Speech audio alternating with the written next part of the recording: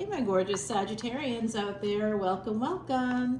Thanks for all your continued support. This is Dr. Leona, of course, coming on for Twisted Tarot December 2025. It's a preview of what's to come in the month of December. We do have a lot of your energy popping up there, especially mid-month. We're going to see a lot more Saggie energy popping up with planets there, including Mars moving into Sagittarius at some point that month, and Mercury will be going back and forth and will eventually land in Sagittariusville right in that month of December, toward the end of the month, guys. Yeah, so we have a lot of your energy popping up in the month of December. I hope that you're going to be very happy with this reading. You know I have your energy. Come on, Saggie.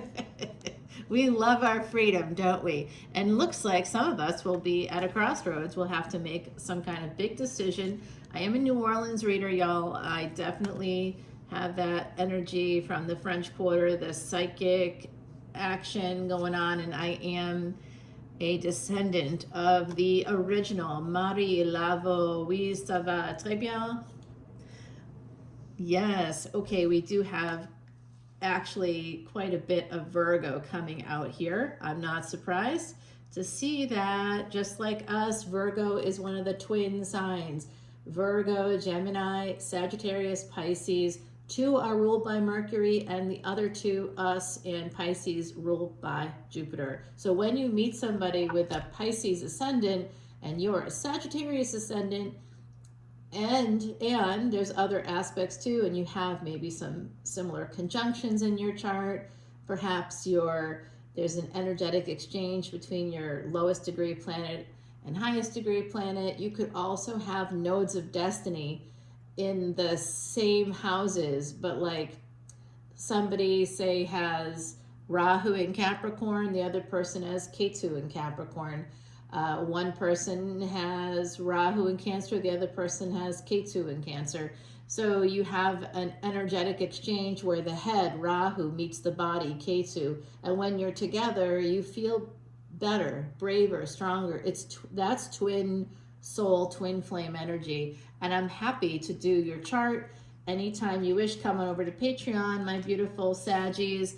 I do offer these extendeds now for a purchase, but they're $15, and then there's an Apple fee, so it ends up being over 20 bucks.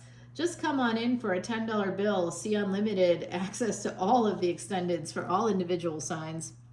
If you come in as a VIP, I would absolutely help you with your chart and probably include a free personal reading. But it's not an official offer, but I might, especially for the Saggies out there. Don't tell the other signs. No, I got a lot of Scorpio. I got to do it for Scorpios. And then I have to do it for Gemini. And then it ends up being everybody. So guys, I do love you so much. I appreciate having that Saggy energy, guys, because look at the freedom that's coming out. Soulmate energy for sure. Past life, soulmate energy. Some of you, there's been a bit of a delay, or there will be. Okay, so in the month of December, you may have connected or may be connected right now to a twin flame, to a soulmate energy. It looks like there's some healing. 7 and 4 coming out right together. That goes back to July 31. 3 and 1 simplified to the number 4. Of course, the number 3 connects with Jupiter, the number 1 with the sun. When you turn it into that number 4, we go back to Rahu. So I would guess those 3 cosmic entities have something to do with this soulmate. Jupiter, they could be, like I said, Sag ascendant, Pisces ascendant, or have sun, moon in those signs as well. Or perhaps it could be also Rahu could be the connection between you. Sun could be the connection between you. All right, so this is what's happening on the surface, and this is what's beneath the surface. So there is this healing love. It's newer, or it's young, or it's fresh in some way. Perhaps it makes you feel like a teenager again. I'm getting that from someone here. There's a delay coming in. What's the delay? When it happens with this person, I want you to know that it's because of a karmic partner on their end. if it's not on there, and it's on yours, Saggie. Some of us have karmic partners. You're still attached financially. I do see there's some debt here, financial debt. Someone is dealing with that. I definitely am. Rahu and Aquarius, you know, desires, your head without a body. You're not always thinking. And I definitely am in a little bit of a like space where, because of the holidays, and I had an opportunity to do some work travel, but that's not free, right? Like maybe I can write it off on my taxes, but in the meantime, some of it, right? Not all of it, but it's just, yeah, I really needed to probably not do that. I needed to be more conservative, but I've never regretted any travel, even when it puts me in a little bit of debt. I've never regretted it, right? Because we love our freedom. We love our travel. Jupiter is your ruling planet, and Jupiter in either the 9th house, our house, or the 12th house, which is where I happen to have Jupiter, involves foreign travel and even living in another country. And so, as it turns out, with Jupiter in the 12th, I do tend to go places for work, and then I'll have like the ability to stay a little longer. You know, I'm there, I got to work on whatever it is I'm doing. This time it's doing case studies for the World Health Organization. No, I'm not name dropping. Stop that, Saggie. You know better. We don't do that. I'm just telling you the truth. It's people can be jealous or whatever. It's not anything to be jealous of. I'm working 8 to 6 every day, and I'm not traveling or touring. That's the bad part. I get to go, but I have to work wherever I go because of my placement. So if I'm not working, I don't, or it's not an educational opportunity, that I don't get to go, right? So as long as I have some aspect of that, and it's really the case. Like I recently was invited to go on this trip, and then I wasn't sure if I could do it, swing it financially, and then I'm like, well, maybe I can. And then of course there's no spots available. And then a spot became available, and then it became unavailable because, you know why? Because I'm not doing it. It's not for work, and it's not for education. So knowing your chart will really help you to feel less frustrated when these things kind of happen. So there is this delay, also delayed gratification. So something here about that. There is a soulmate relationship, guys. Whoever this person is, they could have Pisces, Aquarius. I'm telling you, Virgo is really present here. It could also be this energy of 6th and 12th house energy. Could be somehow attached to all of this. Okay, we did get that Queen of Pentacles, and now we're getting the King of Pentacles. This is a relationship. It is a past life relationship. Okay, it's not just the relationship from the past. It's a past life relationship. The two of you are soulmates. Like I said, some of the hints and tips I gave you about how you can see it in your chart, and it can't be in the tropical chart, guys. It has to be in sidereal or the Vedic charts, because that uses actual degrees of the planets, and everything else is kind of based on a fixed calendar dates that really doesn't apply. Like when you look at the universe through the telescope there, you look at the planets within our scope to see with a telescope, like if you look within our galaxy, you'll see how it actually matches up with Vedic astrology and sidereal, and not at all with tropical. So like the truth will set you free in a way. If you want to know the total accuracy, like tropical let me down. However, Vedic astrology has saved my life, has helped me to invest in a home for the first time. I mean, I was like 50 years old when that happened, a week before I turned 50, but still, that's amazing. Vedic astrology can help you beat the odds. It helped me beat the odds. I had a 2-year prognosis. Today, that was 25 years ago. You know, how do you turn 2 years into 25? Vedic astrology. Know your chart. Know the exact location of your planets, and it can help you survive things that the rest of the world will tell you you're dead. And Vedic astrology will say, yeah, no, there's this. You do this, and you'll be all set. Not joking. I wish I was, because sometimes it just feels unreal to me. It doesn't mean you're gonna like be super wealthy or something, and some of you may have it in your chart, but like I didn't think I'd ever be a homeowner, because I grew up in the projects, and you have to mortgage your entire life to be able to get educated, to be able to get a car. Like no one's giving you anything when you're from that space. So Yeah, that's where I'm at. And I do see here this energy of they are definitely coming in here. There is going to be a delay in the month of December with like some sex, unfortunately, because we love that. 9 of Swords here. It has to do with some anxiety too. You know what it is? Do you have someone else? This is like a weird situation. I believe that someone here may be attached in the Saggie group somehow, and I see your energy attached to someone, maybe a karmic partner. Maybe you just never let them go, whether they're, available to you or not. There's some attachment on your part, and I think this individual may be a little concerned about that. They're a little worried. But looks like they do come towards you. It looks like that. We're going to have to go over to the extended to see for sure what's shaking, bacon. All right, they're coming in. They want to come towards you. Anxiety be damned. This person is like hot for you. They are super horny. They want your body so bad. Wow. They see you as gorgeous. They see you that way, and you might feel equally attracted to them.